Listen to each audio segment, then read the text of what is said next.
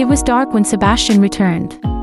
Carol looks at Sebastian's empty hand with some disappointment, but soon perked up again. Carol laughed petulantly. "You're finally back. I burned my hands with 2 blisters trying to make this meal for you." Tired from a day out picking out his tools of the trade, Sebastian didn't count on Carol's rant. After getting the slab of blue pills that I had surreptitiously handed over, Carol began to urge me to leave. "Sis, you must be good. This kind of rich man is different from ordinary people in bed, but you mustn't resist, or he'll never come back to you again." As I said this, I remembered Sebastian's love of torturous quirks and couldn't hold back a laugh. Carol laughed along with me. When I got to the hotel, I couldn't wait to turn on the surveillance.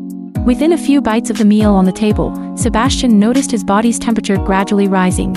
He looked over at Carol, sitting across from him, dressed in a cool dress. Lust spewing out of his eyes, and spat in a low voice, "Women are just cheap." Carol didn't hear, and seeing the time was right, she pressed her chest against Sebastian's arm and helped him back into the room. "Why is your face so red? Do you want to take your clothes off?"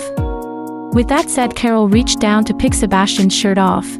Sebastian comes from a lowly background, and although he is handsome, he has always disrespected women, and after college, many girls deleted his contact information because of his over-the-top comments.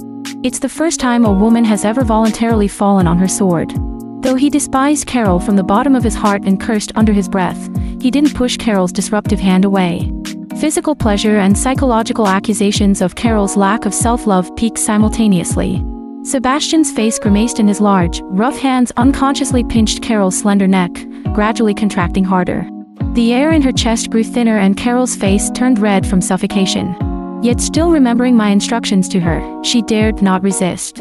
Before Carol was about to be choked to death, Sebastian's senses returned and he loosened his hard hands. The excitement came and went quickly, and the red on Carol's face hadn't faded when she was kicked off the bed and thrown out of the room. Carol licked her lips and went back to her room, holding her aching back.